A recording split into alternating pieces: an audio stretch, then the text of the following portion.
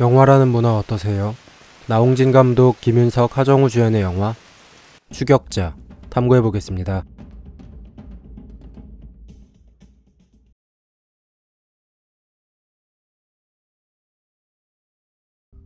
영화 추격자의 주 내용입니다. 전직 형사인 엄중호는 출장 안마소를 운영하고 있습니다. 언젠가부터 그곳의 매춘부들이 하나둘 사라지죠. 중호는 그들이 모두 지영민이라는 남자와 닿았다는 사실을 알고 또 다른 매춘부인 김미진을 미끼로 보내지만 미진 역시 그에게 당하게 됩니다. 잠시 후 중호는 영민을 우연히 마주하게 되고 그를 붙잡기 위해 추격하는데요. 그러나 경찰들은 중호를 가해자로 오해하죠. 아니 내가 2년 전까지 기수대 형사였다니까. 저런 사람은 혼 좀 나야 돼. 때가 어느 때인데 경찰을 사칭하고 말이야. 저 새끼가 미친 척 하고 있는 거 아니야 지금? 지금 여자친구느냐? 없어요. 경찰들은 영민에게서 증거를 찾아내려 하고 중호는 자신 때문에 목숨이 위험해진 미진을 찾으러 가는데요. 이 주된 스토리들을 가진 영화입니다. 그럼 본격적으로 영화 추격자에 대한 탐구 시작하겠습니다.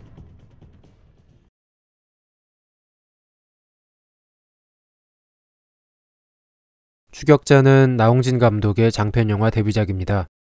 그는 2005년 단편영화의 표본으로 평가받는 완벽한 도미우리를 연출하여 주목받았습니다.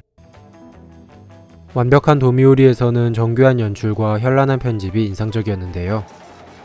각 쇼트들을 연결해서 보여주는 몽타주 기법이 효과를 더했고 이런 기법은 추격자에서도 이어졌습니다. 먼저 매춘부의 자동차를 연쇄살인범에게 피해를 당한 다음날 아침에 몽타주로 보여주고 사람들이 지나다니는 상가거리와 사업을 홍보하는 모습, 차를 후진하려는 장면까지도 몽타주 기법으로 스릴 있게 연출합니다. 그리고 스릴러 영화로서의 연출은 이뿐만이 아닌데요. 사실상 홀로 싸우는 중호는 밀폐된 공간에 있거나 갇힌 것처럼 보이는 컷이 종종 보이고요.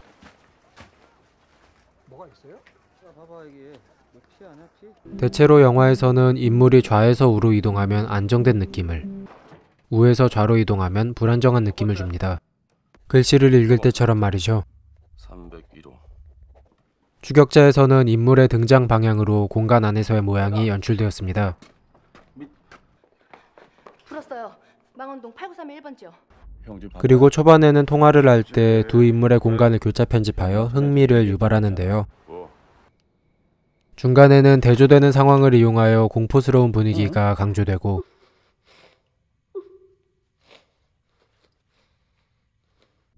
후반에는 가해자와 피해자의 모습이 교차 편집되면서 잘근잘근한 연출을 보여줍니다.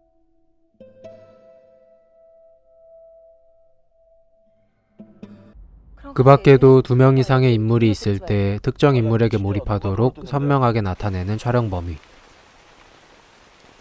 들어가자. 생동감을 위한 패닝샷 촬영, 인물의 감정에 더욱 고조시키는 시점샷,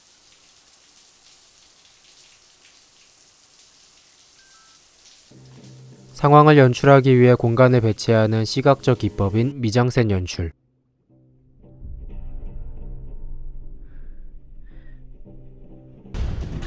추격전과 액션에서 나타난 날렵한 촬영과 편집 등의 연출력으로 추격자는 나홍진 감독의 패기 있는 데뷔작으로 기억되고 있고 장편영화로 데뷔한 해에만 수십 개가 넘는 상을 수상했습니다.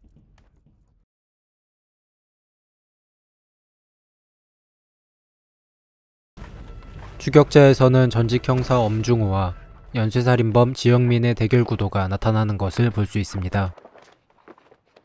중호는 과거 형사였으나 현재는 출장 안마소를 운영하는 처지의 인물인데요. 상대방의 말에 예리한 눈썰미로 반응하거나 감기 같아요. 열도 나고. 감기. 한여름에 감기 걸렸다고? 주변의 기척을 금세 인지하고 범인을 추리해내는 능력까지 형사 시절의 실력이 남아있는 것이 눈에 띕니다. 야, 4885.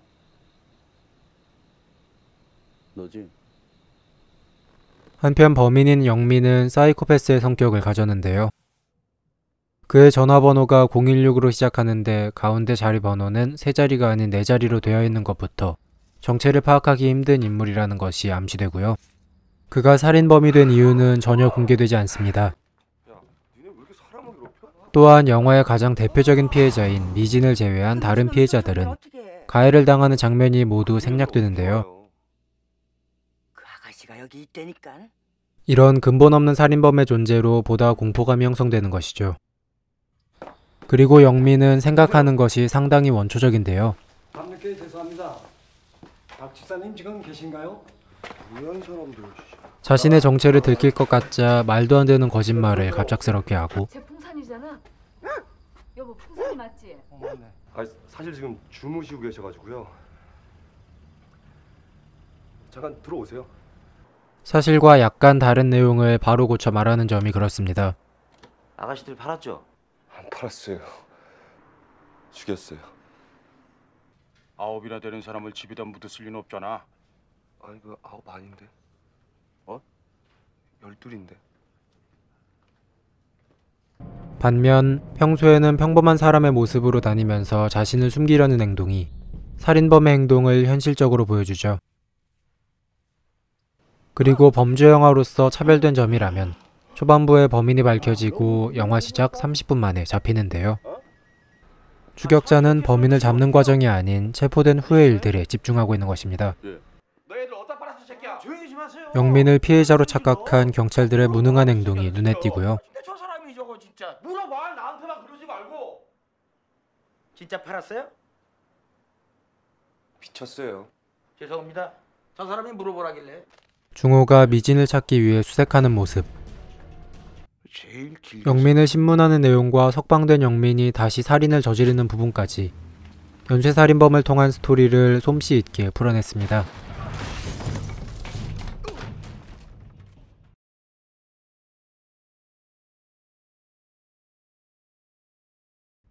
추격자의 배우들은 모두 연기를 잘한다고 생각해도 될 정도로 연기가 좋은 작품입니다.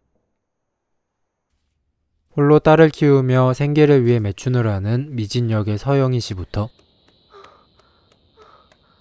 김유정, 정인기, 경찰청 기동 수사대요. 지랄들하고 최정우, 씨부랄 놈들. 민경진, 못 외워서 그런 건데 오전부터 탐문 시작하면 금방 찾아낼 수 있을 것 같습니다. 박효주, 구본웅 등의 배우들이 영화의 긴장감을 부과했습니다. 나 지금 바쁘니까 연락. 그럼에도 추격자에서 가장 인상 깊었던 배우는 김윤석 씨와 하정우 씨일 것입니다. 괜찮으니까 그냥 가시라고요. 김윤석 씨는 2006년 타짜를 통해 스타덤에 올랐고 너 그만 밑장빼기냐? 뭐야? 내 패하고 정마담 패를 밑에서 뺐지. 내가 빙다리 핫바지라 보이냐 이 새끼야. 아니지. 2008년 추격자를 통해 스크린 첫 주인공을 맡았습니다. 그러니까 저 새끼 얘기를 다 믿는다. 그는 추격자에서 폭력적인 전직 형사 엄중호를 연기했는데요. 후배에게 화를 낼 때는 중호의 성격이 잘 드러나고요. 내 씨발놈 형님 전화하는데 너 지금 그 새끼랑 같이 있어? 통화를 할 때나 외출할 때 모텔이야 집이야. 하늘이 돕는다. 사무실 잘 봐. 중요한 상황을 설명할 때는 형사 시절에 남은 진지하고 예리한 면을 명석하게 표현했죠. 당신 여기서 시체한 거라도. 미진이가 없잖아. 지금 여기가 여기라고. 이 말이 안 되잖아. 하정우 씨는 사이코패스 연쇄살인범을 소름 끼치게 연기했는데요. 그의 반반한 외모는 평범한 청년의 이미지를 보여줍니다. 그리고 사이코패스의 악하고 무지한 내면을 말투나 행동과 같은 표현으로 훌륭하게 연기했죠. 잠깐 나갔다 올게요. 살인을 앞두고 영혼 없이 하는 대답. 검거될 위기에서 어리버리해진 모습. 저 차 누구 차예요? 예? 차요? 예. 그거 아는 사람 차인데. 지영민 씨 핸드폰이 011인가 016인가? 016이요. 핸드폰 없다면서요? 예? 지영민 씨가 성불구인가 해서요. 내가 성불군지 네가 어떻게 알아? 이거 봤어? 약점을 언급하자 급격히 민감해지는 모습처럼 너 같은 새끼가 되게 그러니까. 사이코패스의 사실성을 정확히 연기했다는 평을 받았습니다. 두 주연 배우는 제29회 청룡영화상 나무주연상 후보에 동시 노미네이트 되었는데요. 추격자 김윤석. 결과는 김윤석 씨가 수상했습니다. 하지만 두 배우 모두 추격자에서 엄청난 연기를 보여주었고 이후 충무로의 대표 배우로 불리게 되었습니다. 아저씨 나 알아? 이거 어디다 대고 반말이지? 내래 대공처장이야. 씨발 대공은 법이고 나발이고 뭐 안 지켜도 된다 이거야? 제가 생각한 영화 추격자의 3요소는 연기, 연출, 각본이고요. 끝으로 저의 취향평입니다. 영화학도들의 본보기로 가장 추천하는 한국 영화인 나홍진 감독